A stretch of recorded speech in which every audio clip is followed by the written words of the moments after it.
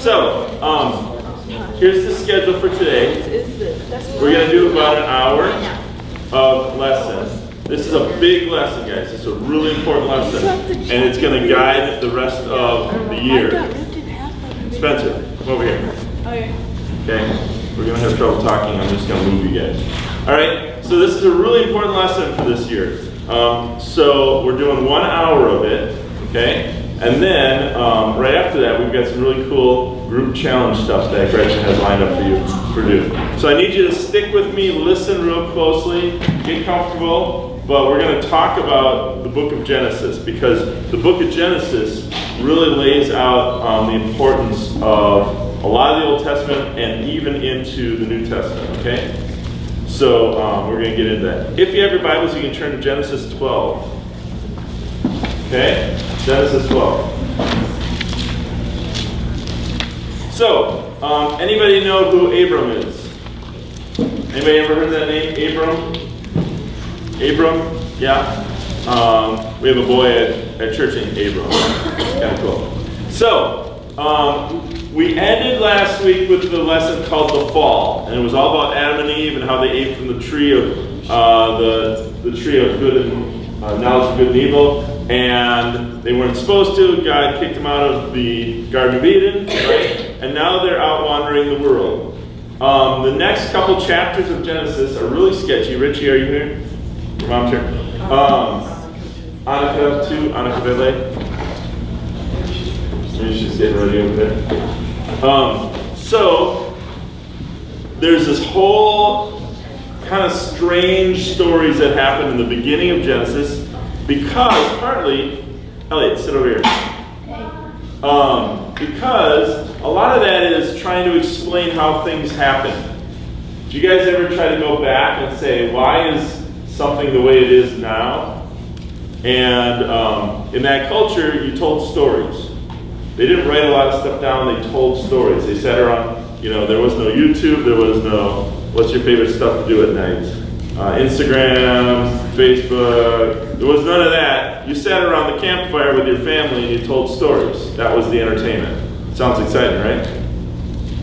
Yes. Yeah. All right. So, anyway, they told stories and tried to explain how things came about. Like, how did God create the world? There were 7 days. They came up with this explanation of how it happened. How did sin come into the world? They explained it with Adam and Eve and the story of the fall.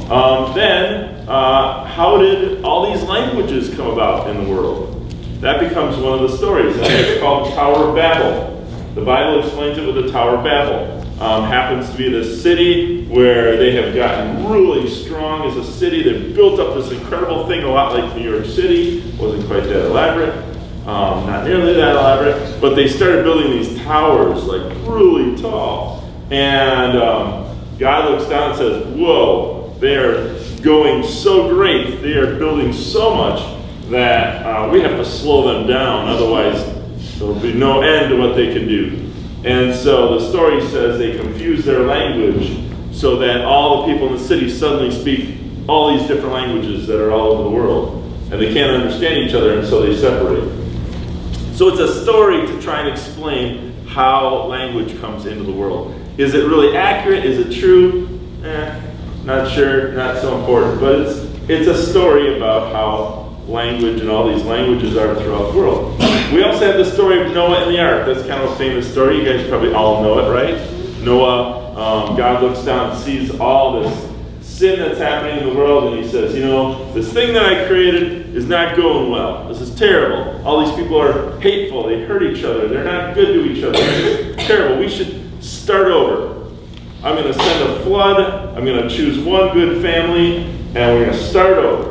And so the story goes, the flood comes in, Noah builds this huge ark, right? And this flood comes in, wipes out humanity, starts over with Noah and his family. It's a story, did it really happen? But it's a big story, a lot of us know it, right? It's kind of an amazing thing to think about this guy building this enormous ark, right? So, anyway, from that point on, the stories are really sketchy. Before that, they're just like these big stories. You guys probably have big stories about your own family, right? About when I have one about when my uncle Uncle Fred, who was 85, and we had a family gathering. He climbed this tree, and he went up like 50 feet in the air. And we're like, this 85-year-old guy is climbing a tree. What is he doing? It's kind of a famous story in our house, and it's true.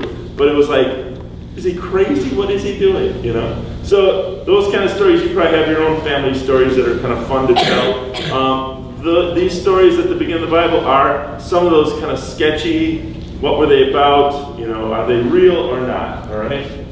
I will move people if you talk. So, after Noah and the flood, we start to get more detailed. Things start to become written down. Things start to become much more elaborate in terms of getting the details and the facts right. And so you start to have a genealogy. You guys know what a genealogy is? Anybody know what a genealogy is? Nathan, what's a genealogy? Where you write the line of the family, like how the relatives. The family lineage, the family tree. Have you guys done a family tree before? For your own family? No. Hopefully so. It's important to know where you came from, right? And where your heritage is, you know, what your nationality maybe was. I was quarter German, quarter Norwegian, half Danish. That's part of my nationality.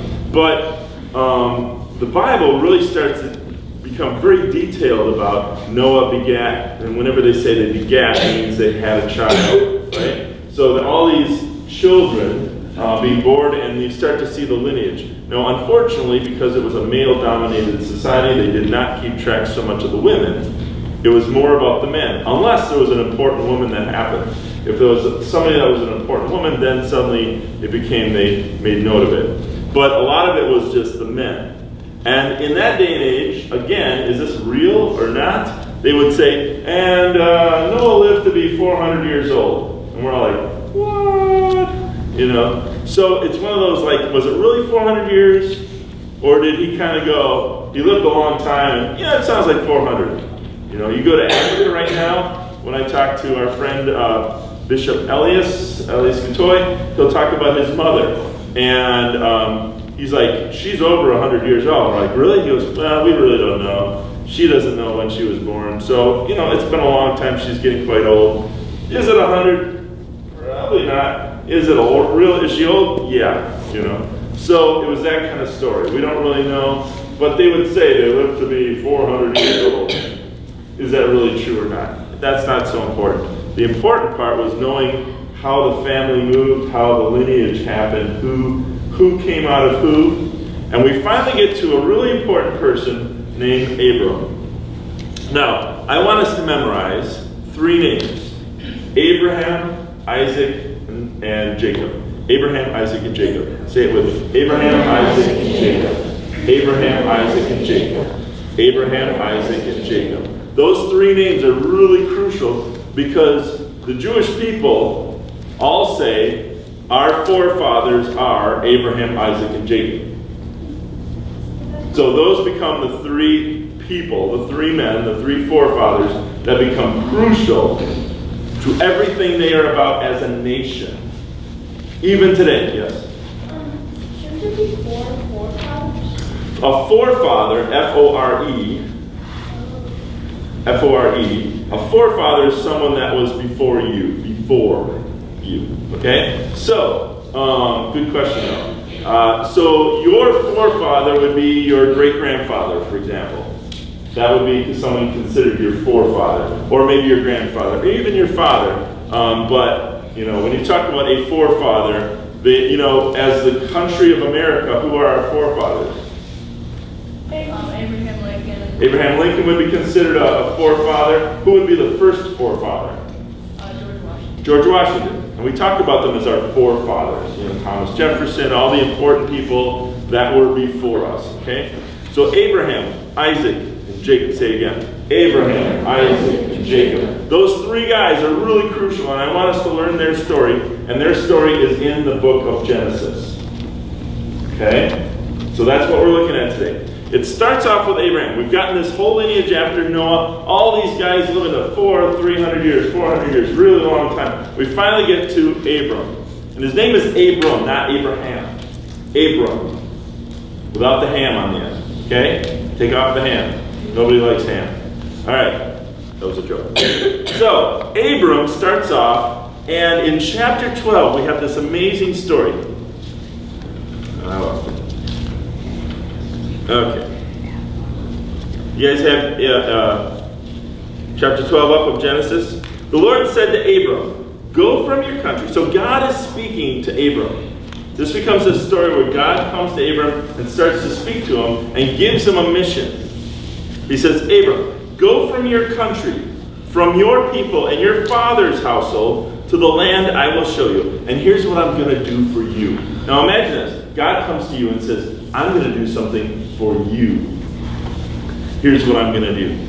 I will make you into a great nation, and I will bless you. I will make your name great, and you will be a blessing. I will bless those who bless you, and whoever curses you, I will curse. And all the peoples on earth will be blessed through you. Now imagine if you had heard that. If God had said that to you, you'd be like, me? Just little old me? And this is some nobody that God is coming to. But God recognizes Abram's faithfulness and says, I'm going to work through you. Now that's a pretty amazing thing, isn't it? This is a huge thing. This is the promise.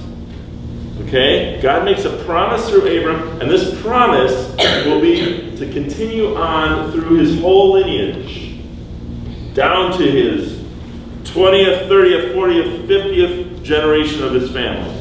Okay, this is where the Israelites come from. Okay? This is really important. We're just getting into Genesis 12. That's all you need to know. Okay? Just started. So, Abram starts off with this promise. Okay? And this promise is crucial.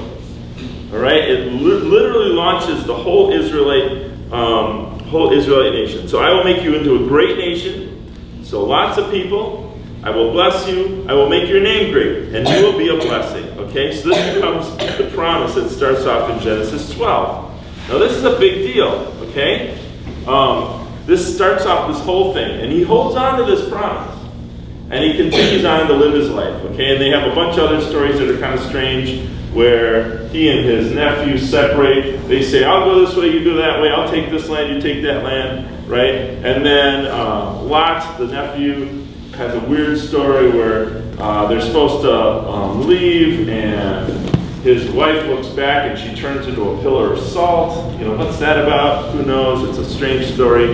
Is it to explain how they have these big salt pillars that happen out of the ground? You know, maybe it's one of those explanations like, hey, what are those about? Oh, those were people, and they did the wrong thing, and that's why they're that way. Really? You know, question? That's me, a question. Okay, so moving on. Then they continue on. There's a bunch of stuff, but they're still holding on to this blessing. Then I want us to get to chapter 15. Find it. All right. So, again, God comes to Abram in a vision. Remember, his name is Abram, without the ham. Do not be afraid, Abram. I am your shield. Imagine God calling you his shield. You and I am your very great reward. But Abram said to God, Sovereign Lord, what can I give you since I remain childless? So he has no children. And the one who will inherit my estate is Eliezer of Damascus. And Abram said, you have given me no children, so a servant in my household will be my heir.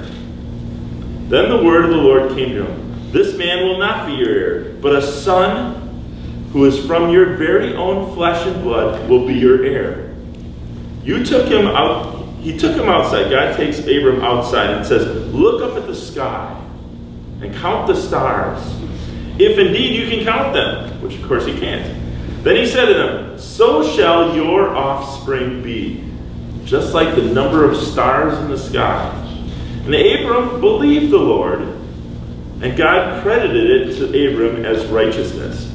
He also said to him, I am the Lord, who brought you out of the land of Ur, out of the Chaldeans, and to give you this land to take possession of it. But Abram said, Sovereign Lord, how can I know that I will gain possession of all this land?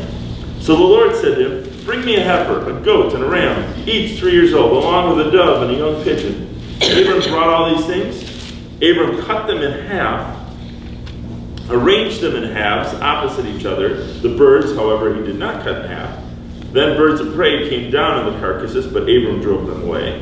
As the sun was setting, Abram fell into a deep sleep, and a thick and dreadful darkness came over him. Then the Lord said to him, know for certain that for 400 years your descendants will be strangers in a country not their own. For 400 years you will live in a land that's not your own, and that they will be enslaved and mistreated there.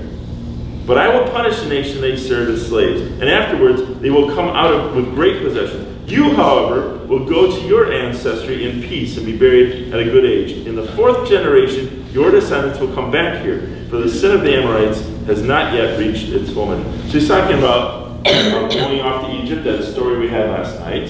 You know, your descendants will, for 400 years, be enslaved, right? God's talking about what's going to come, but they will eventually come back to this land. So God says, I'm going to give you 2 things, Abram. In this blessing I'm giving you descendants. You're going to have as many grandchildren as the stars in the sky.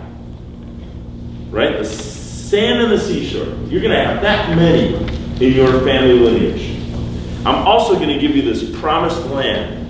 This land that's really special. It happens to be Israel. That land of Israel. I'm going to give you this promised land. This land, he calls it the land of milk and honey. Now remember, they were living in a desert. Imagine the promise of a land that looks a lot like Wisconsin, where everything's green, where they can grow crops, where they can have their cattle, and everything will grow nicely.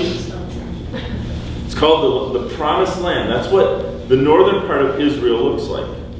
The southern part is literally salt and dry and desert. The northern part is just like Wisconsin. It's this beautiful, fresh water, streams going by. It's really nice. Okay? So he's giving the promise of people, descendants, and those are the 2 big things. Who are the 3 forefathers? Abraham, Isaac, and Jacob. Sorry. Abraham, Isaac, and Jacob. There we go.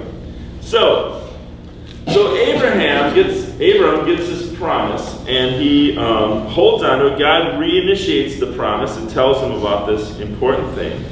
Right? And then we get into chapter 17. Let us go there. Now, he's made a promise with them. Another name for a promise. Okay? Don't do that. They have this promise going on. Abraham still has no children. So God said, you're going to have all these children. But Abraham has kind of reminded him, I don't have any children yet, though, and I'm getting kind of old. At this point, chapter 17, Abraham is 99 years old, and he still doesn't have any children. Okay? He only has one child, but it's through a servant. Okay? And that is, it ends up being the lineage of where the Islam faith comes from. So they track their lineage to Abraham as well, but through a different lineage. Okay? The Jewish people and the Christians track it out of the son Isaac, who's about to come. All right? So 99 years old, he has no children. This is a big deal. And God has made him this promise that he's going to have all these children. At this point, he's like, I'm 99, and my wife's about the same age. We're not going to have a baby. But they still keep believing God. That's the amazing part. They still keep believing God. So chapter 17. When Abram was 99 years old, the Lord appeared to him and said, I am the Lord God Almighty. Walk before me faithfully and be blameless. Then I will make my covenant between you, and you will be greatly increase your numbers. Abram fell face down. God said, as for me, this is my covenant with you. You will be the father of many nations. No longer will you be called Abram. Your name will now be, what does it say there? Abraham. So I'm changing your name. God is changing his name to Abraham. For I have made you a father of many nations. I will make you very fruitful. I will make nations of you, and kings will come from you. I will establish my covenant as an everlasting covenant between me and you and your descendants after you. So God's making a covenant through Abraham to all the people that come from Abraham. Okay, this covenant continues on. And your descendants after you for the generations to come, to be your God and the God of your descendants after you. The whole land of Canaan, Where you now reside as a foreigner, I will give you an everlasting possession to you and your descendants after you, and I will be their God. Then God said to Abraham, as for you, you must keep my covenant, you and your descendants after you for the generations to come. This is my covenant with you and your descendants with you, the covenant you are to keep. Every male among you must be circumcised. You know what circumcision is? It's usually as a baby where you take the male children, only the male children, not the female. On the male children, you take the penis, and the very top skin of the penis you cut off. Okay? That's still done today. Usually it's called a bris. A bris. On the 8th day, that's when it happens, typically. In the hospital, nowadays, it's done right away. Okay? Right away with the men. So, the circumcision is where you take off that top skin of the penis. And so, here are all these men that God is making a covenant with, and he says this to them.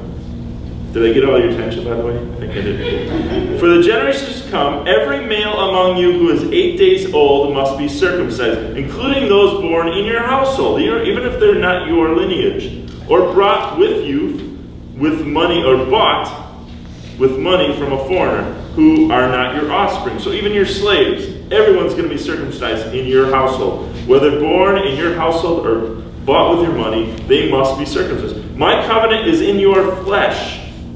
It is to be an everlasting covenant. Any uncircumcised male who has not been circumcised in the flesh will be cut off from their people, because he has broken my covenant. So the sign of the covenant becomes in the circumcision event.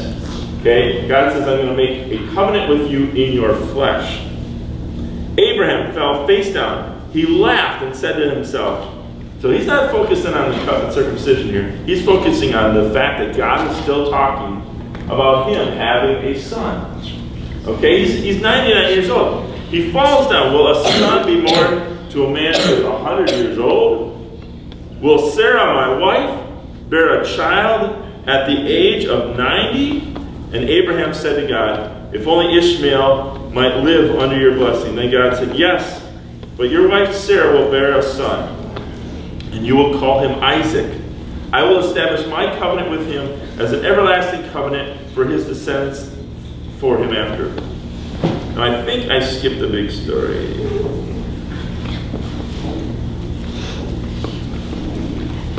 Okay. So, this covenant comes through the circumcision. I skipped one story in chapter 16. It's a story where, remember, his name is Abram. Her name is Sarai. Okay, that's important. They have different names. And these guests come to their tent. And they recognize these guests, these men, as somebody special. These are not just men. In fact, they recognize them as angels. They never quite say it. But these guys that come to their tent are special. And so they quick make a meal for them and say, please, please, stay with us, stay with us. Welcome, welcome, welcome. And so as they come in, they tell Abram this news that they're going to have a baby. And they're like, I'm 99 years old. How am I going to have a baby? And Sarai is listening outside the tent. She just starts laughing. Because this is crazy. How am I, a 100-year-old lady, going to have a baby? You know? And she starts to laugh. And they're like, why is she laughing? You know? And so the name of the baby becomes Laughter. So the baby that's going to become is named Laughter, which is Isaac. Isaac is the name, which means laughter. Okay? So that becomes really important. Names and naming rights become really important in the Bible. So we have Abram and we have Sarai, and now with chapter 17 with the circumcision, God changes them. Everybody focusing here? God changes them. And they change, and to show the change, we have a physical sign, the circumcision, and we have a naming sign. Their name changes. Throughout the Bible, when something really important happens to someone, their name changes. Okay? So Abram becomes what? Abraham. And Sarai becomes? Sarah. Okay. And then what is the son's name going to mean? Laughter. Laughter. And what's his actual name? Isaac. Abraham. Isaac. Jacob. Abraham, Isaac, Jacob. Say it with me. Abraham, Isaac, Jacob. The promise, the covenant goes through them. Okay, so we have Abraham, the story. We have the story of the circumcision, this promise that God continues to make. And now we're going to get a really difficult story. As if circumcision wasn't tough enough as it is. I'm sorry, the visitors in the tent was in 18. Chapter 18. So, there's a story about Sodom and Gomorrah being destroyed. That story, which is an interesting story. Let's see, what chapter is this in? Alright, 22. So, Abraham and Isaac have a baby. What a surprise, right? They're 100 years old. This is amazing. And what's the baby's name? Isaac, which means? Laughter. Okay, and this baby, they are so excited about. It's their one child. This is their own child. This is so great. They have this male son. And he starts to grow up. And he's about, let's see, does it tell us the age? I think it's like 12. It's probably younger than 12. Sometime later, God tested Abraham. So this is a story about being tested. So up until this point, they keep saying, Abraham has been very faithful to God. Abraham has really believed God, and that's been a great thing. Okay? Now we have this story where God is going to test Abraham. He's given him this incredible gift. He's given him a promise. And now he's going to test him. So here it goes. Sometime later, God tested Abraham. It starts the whole chapter off that way. He said to him, Abraham, and Abraham said, here I am, Lord. And then God said, take your son, your only son, who you love, Isaac, and go to the region of Moriah. Sacrifice him there as a burnt offering on a mountain I will show you. What? You getting what he's saying? It's like, Kill your own son. Kill your own son. Sacrifice him as a burnt offering on this place I'll show you. So, this is really difficult, isn't this? So, it's bad enough. This would be bad enough if it was just any old child that you loved, right? If they had babies early on and God had said this, that would be horrible, horrible to begin with, right? But after all that's gone on, after all that waiting, please don't do that, Lord. After all this waiting, 99 years old, 100 years old, they finally have this baby. They're so excited. The promise is continuing on. This is such a great thing. And here, now, God is testing him. But he doesn't tell him it's a test. He just says, take your son, who you love, go to this mountain I'll show you, and sacrifice him. How many of us could do that? Probably all of us would go, no, that's not how this goes. You made a promise to me. Remember the stars in the sky and the sand in the sea? This promise, this is the way it's going to happen through Isaac. How is it? No. And I love him. I'm not going to do that. I can't kill him. But Abraham says, okay. And so, then early the next morning, Abraham gets up, loads up his donkey, takes with him 2 servants and his son Isaac. When they had cut enough wood for the burnt offering, he set out for the place God had told him about. On the 3rd day, so it's 3 days later in this journey, Abraham looks up and sees the place in the distance.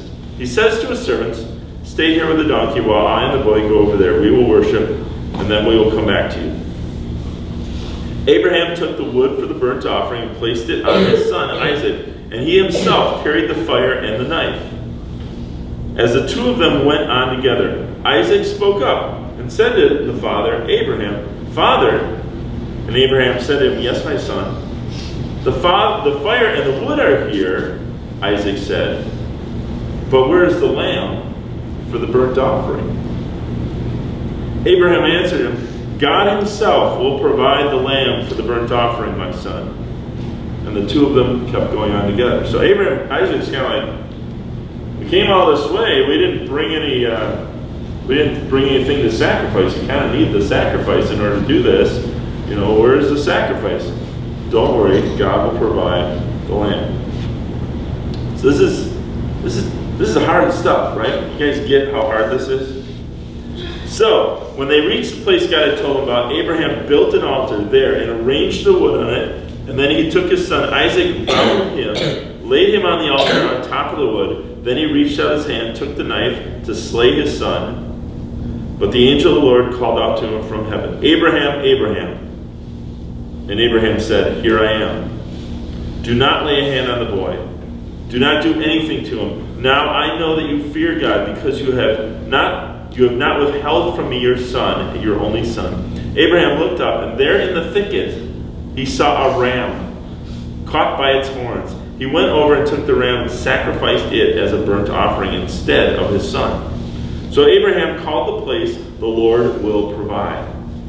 And to this day it is said, On the mountain of the Lord it will be provided. The angel of the Lord called to Abraham from heaven a second time and said, I swear by myself, declares the Lord, that because you have done this, you have not withheld your son, your only son, I will surely bless you and make your descendants as numerous as the stars in the sky and the sand on the seashores. Your descendants will take possession of the cities of your enemies, and through your offspring, all nations on earth will be blessed, because you have obeyed me. Then Abram returned to his servants, and they set off together to Beersheba, and Abraham stayed in Beersheba. So this is a huge story of God testing Abraham. He's made this promise. He said this is all going to happen. He's given him a son, and then he said, to test him, I'm going to ask you to sacrifice that very son I've given you. And Abraham does exactly what he's told. Okay? It's a huge story. I don't know that probably none of us could do that, right? But God has asked it, and this promise comes. All right. So that's so we have Abraham, Isaac, up to this point, right? The two forefathers. We're going to get into the third forefathers story after that. So Abraham dies, Sarah dies, Isaac ends up having two sons. Okay, so starting in, I think it's in 25. There's this whole story about Isaac wanting to have a wife, and he loves this one lady, but the dad of the lady won't let him have that. He wants him to have a different one. So it becomes this whole story of how he finally gets the person he really wants to have as his wife. And they end up having, let's go to 25. Abraham dies. And this is where 25 verse 19. Genesis 25:19. This is where Isaac has two sons. Okay? So this is, remember, Abraham, Isaac, Jacob. So we've got Abraham, we've got Isaac. Isaac is now grown up and he starts having his own children. Okay? This is the account of the family line of Abraham's son, Isaac. Abraham became the father of Isaac, and Isaac was 40 years old when he married Rebekah, daughter of Bethuel of Aramean, from a whole bunch of places. Isaac prayed to the Lord on behalf of his wife because she was childless. So his wife is childless as well. The Lord answered his prayer, and his wife Rebekah became pregnant. The babies, now notice, how many babies jostled within her. So while she's pregnant, these two babies are wrestling. And she can feel them jostling within. And they explain it as like they're wrestling. And they're going to keep wrestling the rest of their lives. Okay, these brothers that don't necessarily get along. Okay? So, and she says, why is this happening to me? Why are they wrestling in there? And the Lord says to her, God speaks to her and says, 2 nations are in your womb, and 2 peoples within you who will be separated. One people will be stronger than the other, and the older will end up serving the younger. When the time came for her to give birth, there were twin boys in her womb. The first one came out. First one, the oldest. Even if it's only by a few seconds, right? The first one comes out red, and his whole body was hairy, like a hairy garment. that hairy baby? I like that face. So they named him Esau. Guess what Esau means? Hairy one. Okay? You don't try to come up with creative names. You just go with, he's hairy. We're going to call him the hairy one, right? Imagine if you were named based on what they first thought of you when he came out. Huh? Yeah, Squeaky. We're going to call him Squeaky, right? But squeaky clean. That's what it is. So anyway, do you know what your name means, by the way? I do. No. How many of you raise your hand if you know what your name means? If you don't know what your name means, I want you to find out by next Wednesday. Go to babynames.com. Babynames.com. Put your name in, find out what it means. Okay? I baptized a lot of you. I gave you a little sheet. You probably have that. Yeah. Chris, or Christopher, means Christ bearer. That works, huh? Christ bearer. That's mine. So, anyway, the hairy one, Esau, comes out red and full of hairy. And then right after him, his brother comes out with his hand grasping the ankle of his brother, Esau. And so they named him Jacob, which means, guess what? Hand. Ankle grabber. Yes. All right? Esau and Jacob, ankle grabber. Okay? So Esau is older, hairy, red. Jacob is not. Isaac was 60 years old when Rebekah gave birth to them. So Isaac is 60. Okay, so he's getting older too. The boys grow up and Esau becomes a skilled hunter, a man of the open country, while Jacob was content to stay at home amongst the tents and read books. Isaac, he didn't read books, I added that. Isaac, who had a taste for wild game. So Isaac loved the wild game. He loved Esau, but Rebekah loved Jacob. So the dad, Isaac, the laughter guy, loves this taste of wild game that his son Esau, the hunter, the hairy one, brings in. So Isaac likes Esau, but the mom, Rebekah, likes who? Jacob. Okay? So these two parents have their favorites. I know none of us have favorites as parents, and that's important, right? I know I don't. So, but they do. They have their favorites, just because. And by the way, in their culture, the person that is the oldest male, receives all the stuff when the dad dies. So they become the next person to inherit and be in charge of the family. So they inherit all the stuff, and they manage all the stuff. And they inherit, and so they're supposed to take care of the whole family. Hold on, please. And so guess who's going to get all the stuff? Harry. Esau, the first one, the hairy one, right? So he's the one that's supposed to inherit everything. The blessing, the birthright, everything. All right, I'm going to have you guys all sit up because you look like you're about to fall asleep. So sit up, stretch break. We've been listening to Pastor Chris talk for a long time. We need a stretch. All right, maybe a sip of coffee. Yeah, Pastor Chris. I got cold. All right, now sit. No. So, Esau the older, Jacob the younger, he's the ankle grabber, and he's also good-looking, fine-haired, not hairy. He's a fine-skinned person. He stays at home with his mom, Rebekah. Isaac loves Esau, who goes out and hunts and brings him all this wonderful meat. All right? So the boys grow up. And once Jacob was cooking some stew, Jacob tricks him. Jacob tricks Esau. He says, Esau comes in from the open country. He's been out all day hunting. He's famished. He's starving. But Jacob's been at home cooking. All right? Jacob, and Esau says to Jacob, quick, let me have some of that red stew. I'm so hungry. You ever say to your parents or your friends, I'm so hungry I'm going to die, I'll trade you everything in my lunch if you just give me that, Do you ever do that? No. Nobody here does that. Okay. All right. So when he does that, Jacob says, well, sure, I'll give you some of this food if you give me your birthright. if you give me your the birthright to the inheritance, you do that, you can have some stew.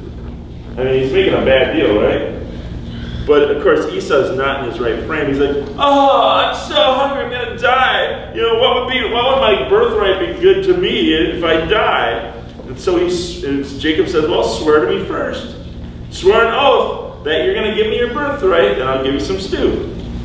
And so Jacob and Esau. So Jacob gives him the stew, and Esau. It says Esau despised his birthright over some stew. So Esau gives him his birthright, gives him the right to all the inheritance when his father dies, you know, for some stew. Because he was in that stupid frame of mind, I'm so hungry, if I could, you know. So that's how it goes. So believe me, Jacob remembers that. Okay? Jacob remembers that. All right. Now, there was a famine in the land besides previous famine in Abraham's time, and Isaac went to this king, blah, blah, blah. We're going to skip all that. Let me see. What do I want to get to? All right, we should be on 29. So skipping ahead.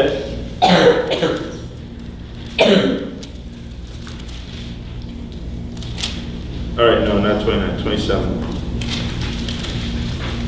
All right, so chapter 27. Isaac is about to die. He's getting old. Okay, he knows he's about to die. And so it says, Isaac was old and his eyes were so weak that he could no longer see. He called to his brother, his son Esau, his older son, and he said to him, my son. And Esau said, here I am, father. And Isaac said, I am now an old man and don't know the day of my death. Now then, get your equipment, your quiver and your bow. Go out to the open country. Come hunt me some of that special game that I love. Prepare for me the kind of tasty food I love, and bring it to me to eat, so that I may give you my blessing before I die. I want to give you the blessing of my inheritance before I die. Okay, so go do one more hunting trip. Bring me some of that wonderful food I love. Let's make a stew of it, and then I will give you my blessing. He can't see, he's getting old. And so, Rebecca, his wife, which is one of the sons better? Jacob. Likes Jacob. Rebecca likes Jacob more. Okay? Rebecca likes Jacob more. Isaac likes Esau. Isaac tells Esau to go get me some of that wonderful food so that I may give you my blessing. But Rebecca's been listening. She listens at the door. Rebecca was listening as Isaac spoke to his son Esau. When Esau left to go out and hunt game and bring back, Rebecca quickly went to Jacob. So she's a little scheming too, isn't she? The mom. Rebecca says to Jacob, look, I overheard your father say to your brother Esau, bring me some game and prepare me some tasty food to eat so that I may give you my blessing in the presence of the Lord before I die. Now, my son, listen carefully and do what I tell you. Go out to the flock, bring me 2 choice young goats so that I can prepare some tasty food just the way your father likes it. Then take it to your father to eat so that he may give you the blessing before he dies. Jacob said to Rebekah, his mother, but my brother Esau is a hairy man, while I have smooth skin. What if my father touches me? I would appear to be tricking him, and he would bring down a curse upon me rather than a blessing. So mom's thinking, good point. His mother says to him, my son, let the curse fall on me. Just do what I say, and go get them for me. So he went out, got the 2 goats, brought them into his mother, prepared some tasty food just the way Isaac liked it. Rebekah took the best clothes of Esau, her older son, which she had in the house, and put them on her younger son, Jacob. She also covered his hands and the smooth part of his neck with goat skin. Then she handed over to her son, Jacob, the tasty food and the bread she had made. He went to his father and said, Father? And he said, yes, my son. He answered, who is it? Jacob said to his father, I am Esau, your firstborn. I have done as you told me. Please sit up and eat some of my game so that you may give me your blessing? So he's tricking him, isn't he? Isaac says to his father, how did you find it so quickly, my son? It sounds like red writing, but doesn't it? How did you find it so quickly, my son? The Lord gave me success, he replied.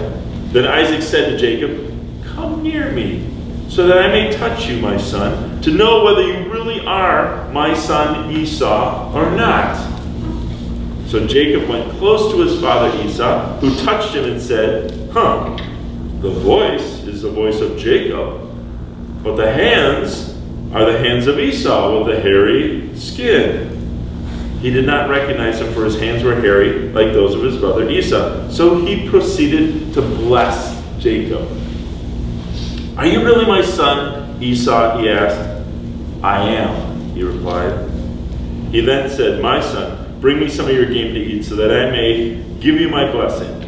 Jacob brought it to him and he ate it. And he brought some wine and he drank. Then his father Isaac said to him, come here, my son, and kiss me. So he went to him and he kissed him. When Isaac caught the smell of his clothes, so he's even trying to smell, it smells like, he blessed him. And he said, this is kind of a poem that he says, the smell of my son is like the field, the smell of a field that the Lord has blessed. I'm not sure what fields smell good. Usually they smell like common or nothing. That's how Esau smells. May God give you heaven's dew and earth's richness, an abundance of grain in your wine. May nations serve you, my son, and peoples bow down to you. Be Lord over your brothers, and may the sons of your mother bow down to you. May those who curse you be cursed, and those who bless you be blessed. After Isaac finished blessing him, Jacob had scarcely left his father's presence before Esau came in from hunting. Dun, dun, dun. All right. So, do you think this is going to be a bad scene? Yeah. Do you think this is where everything goes terribly awry? So, Jacob has just tricked him, stolen his birthright, the right to everything that is owned, to become the ruler of the household. And he comes in, Esau comes in, he too quickly prepares some tasty food, brings it to his father, then he says, hi father, I'm back, right? Please sit up and eat some of my game so that you may give me your blessing. What do you think Isaac is thinking? There's two of them. What's going on? What is going on? So his father Isaac says to him, who are you? And he says, I'm your son, your firstborn, Esau. Isaac trembles violently. He is so upset. He's just like, I'm sure he's crying and, what's happened? I gave it to the wrong person. Who was it then that hunted game and brought it to me? I ate it just before you came in. I blessed him, and he will indeed be blessed. When Esau heard his father's word, he burst out with a loud and bitter cry and said to his father, no! Bless me too, my father! But he said, your brother came deceitfully and took your blessing.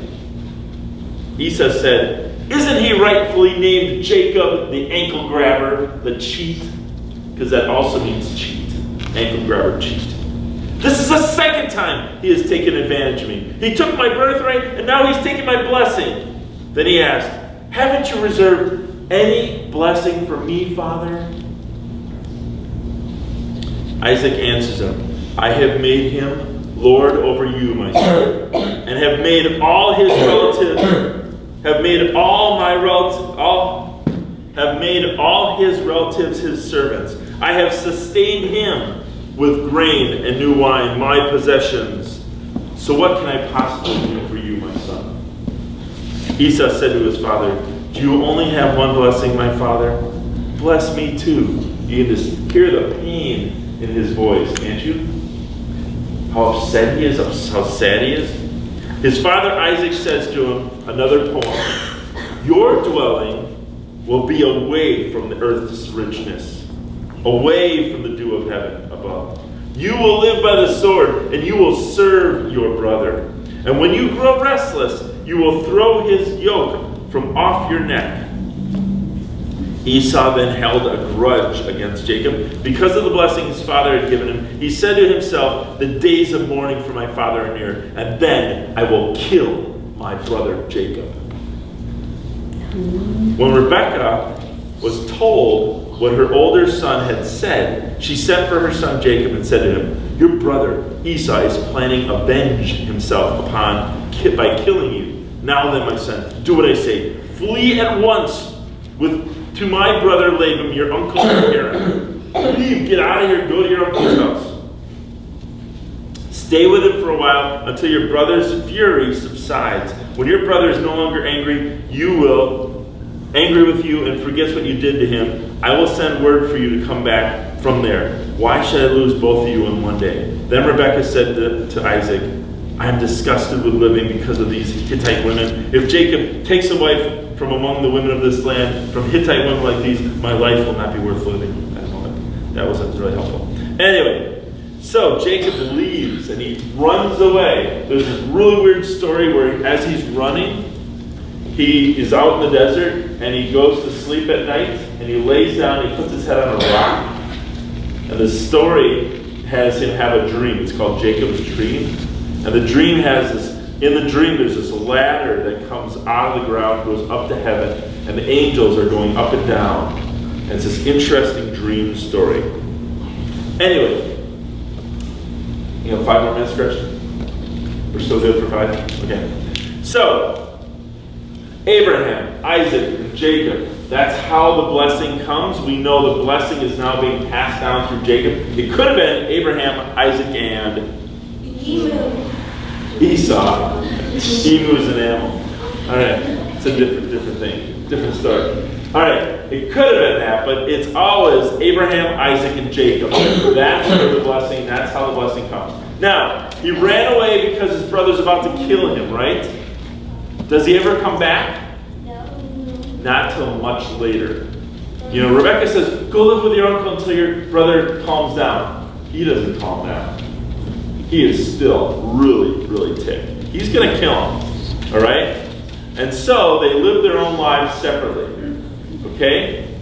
And as they live their lives, they grow to be strong themselves. Both of them. They both grow into these strong families, strong ties, strong nations.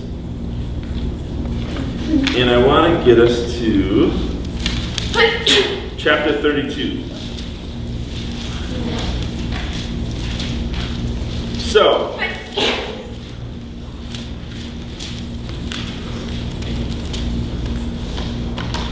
come on. This way.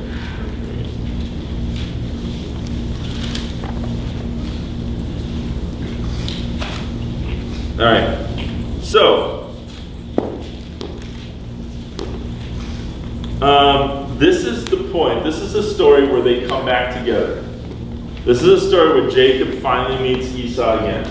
Do you think he's going to kill him? Yeah. Use your context. Context clues would tell us what? Abraham, Isaac, Jacob, forever? No. So no, context clues tells us that, but what? He might try. So okay, there might be a war here. Let's figure it out. All right. So this is where we find out if Esau has forgiven him or not, or if there's going to be a huge war. Remember, they've both grown into huge families, lots of possession. They are now big groups themselves. This is an important story. What's his name? Jacob? Remember that, because his name's about to change. Jacob also went on his way, and the angels of God met him. When Jacob saw them, he said, this is the camp of God. So he named that place Mahaman. I'm saying that wrong. Jacob sent messengers ahead of him to his brother Esau. So he knows his brother Esau is up ahead. He's heading towards him. He's going to meet up with him soon. Okay? So he knows these two big groups are coming together. And it's not about the groups, it's about the two brothers. And there's this history. And he's thinking, my brother is going to want to kill me. And remember, who's the stronger one? Him. Esau, not Edom. He's the strong one. He's the hunter. And so he probably has lots of hunters with him. And remember, Jacob is the fine-skinned one who liked to cook and stay at home with his mom. Right? So he's like, my brother's much stronger than he's going to kill me. So what could he do to soften it? What could he do if he's worried about, how could he soften up his brother? What kind of things could he do? Bless his brother. Bless his brother. Okay, what can he really do? Find your person. Miranda, there she is. Okay. What else could he do? I love you, and I love you, my brother. Would that work? Nope. Not really. Not really. Okay. So what if he? Yeah. Bribed him. What if he bribed him? I mean, Jacob's a trickster. He understands how to work people. All right. So he's thinking, what if I bribe him? That might work. That might help. That might soften it a little bit. So let's see what he does. So he instructs. So he sends messengers ahead of himself to meet his brother. So he's staying back, and all these people in his family, he sends messengers up ahead to meet his brother in the land of Seir, the country of Edom. And he tells the messengers, say this. This is what you are to say to my lord Esau. Your servant Jacob, now listen to the language here. Your servant Jacob says, I have been staying in Laban and have remained there until now. I have cattle and donkeys, sheep and goats, male and female servants. Now I am sending my message to my lord Esau, that I may find favor in my eyes. So he sends messenger after messenger after messenger to say that same thing. My lord Esau, your servant Jacob is about to come. He has lots of stuff he'd like to give you, and he is your servant. He's trying to soften it, to say, you're greater than I am. And so when the messengers returned to Jacob, they said, we went to your brother Esau, and now he is coming to meet you. And he is bringing 400 men with him. Right? He doesn't take this as good news, does he? He's coming to meet him with 400 men. Okay, we're going to die. In verse 7, in great fear and distress, Jacob divides his people who were with him into two groups, and flocks and herds and camels as well. He thought, if Esau comes and attacks one group, the other group, at least that is left, may escape. So he already is starting to think about his escape plan. Okay, let's break everybody into two halves. Whichever group he goes after, the other group will run away. If he's coming to kill me. So then Jacob prays, O God, my father Abraham, O God of my father Abraham, God of my father Isaac. Notice that, how they refer to God. God of my father Abraham, God of my father Isaac. Lord, you have said to me, go back to your country and your relatives, and I will make you prosper. So you've got to be able to do this. I am unworthy of all the kindness and faithfulness you have shown your servant. I had only my staff when I crossed this Jordan, but now I have become 2 whole camps. Save me, I pray, from the hand of my brother Esau, for I am afraid he will come back and attack me, and also the mothers with all their children. You have said, I will surely make you prosper and make your descendants like the sand of the sea, which cannot be counted. So Jacob spends the night there. From what he had with him, he selected a gift for his brother Esau. 200 female goats, 200 male goats, 200 ewes, 200 rams, 30 female camels with their young, 40 cows and 10 bulls, 20 female donkeys, 10 male donkeys. He put them in the care of his servants, each herd by itself, and he said to his servants, go ahead of me and keep some space between the herds. So he's going to send wave after wave after wave of all these groups of animals. So Esau keeps getting another group of animals. It's like, here's a gift, and here's a gift, and here's a gift, and here's a gift, and here's a gift. So he's going to try and bribe him, soften him with all of these gifts, right? He also instructed the second and third and all the others who followed the herds, you are to say the same thing to Esau when you meet him. And be sure to say, Be sure to say this, your servant Jacob is coming behind us. For he thought, I will pacify him with all these gifts. I am sending him on ahead. Later, when I see him, perhaps he will receive me softly. So Jacob sends all these gifts ahead of him. But he himself spent the night in the camp. So Jacob stays back by himself, and this really weird thing happens.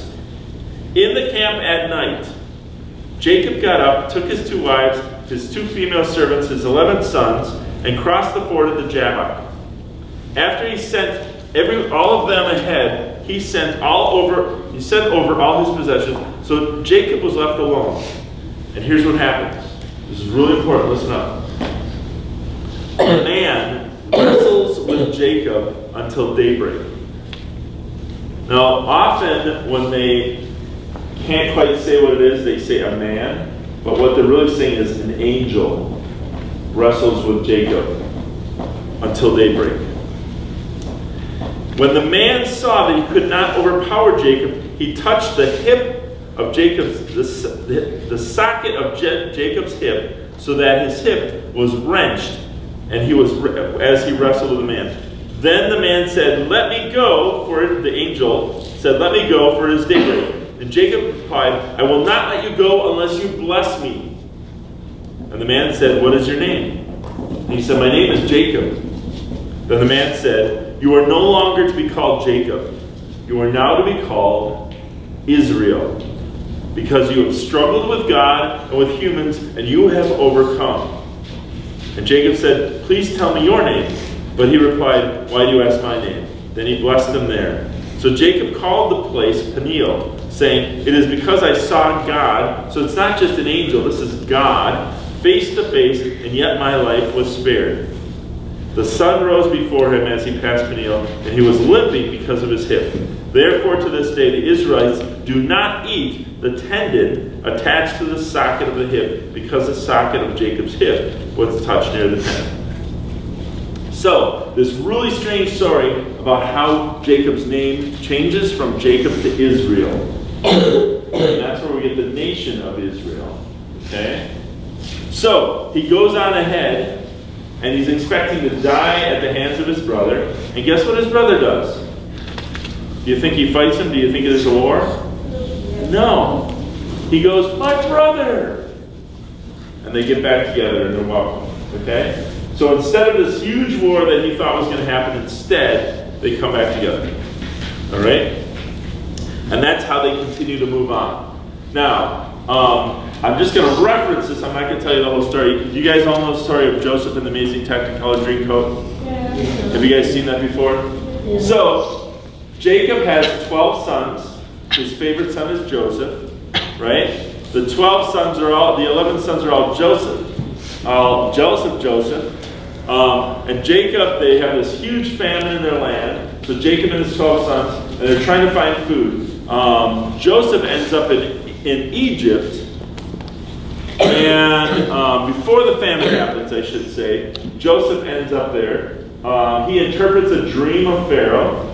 And the Pharaoh thinks Joseph is so awesome by interpreting this dream, he brings him into his government and makes him in charge of the dream part, which is to essentially have 7 years of good grain, put all this grain and store it, because the dream was there's going to be 7 good years of harvest and there's going to be 7 years of drought. So keep all the good harvest carefully stored, and then when the drought comes, we'll have food. And that's exactly what happens. And Joseph is in charge of the food. So when the drought happens, Jacob and the other 11 sons show up, and they go, "We're hungry." And Joseph goes, these are my brothers, the ones that tried to kill me. That's a whole other part of the story. And they finally bring him in, and they forgive, and they now live in Egypt. So Jacob ends up with his sons living in Egypt, and that's how we end the story of Genesis. The story of Genesis ends, everybody happy, living in Egypt in the Pharaoh's house. And then 400 years later, we start the story of Exodus, which is what we watched last night. How they went from house guests of Pharaoh, everybody happy, till the very next book, which happens to be 400 years later, everybody miserable, and we'll talk about that next time. Everybody miserable because they become the slaves of Pharaoh. Okay, are we all good? That's enough listening? All right, so that's the end of today's lesson. We will start to talk more about Exodus next week. Gretchen has a really cool activity for us, so please turn your attention to Gretchen. Does anyone need to take a quick break and use the bathroom first? No? Alright, so you guys are going to get your small... Be sure to like, subscribe, comment, and we'll see you next time.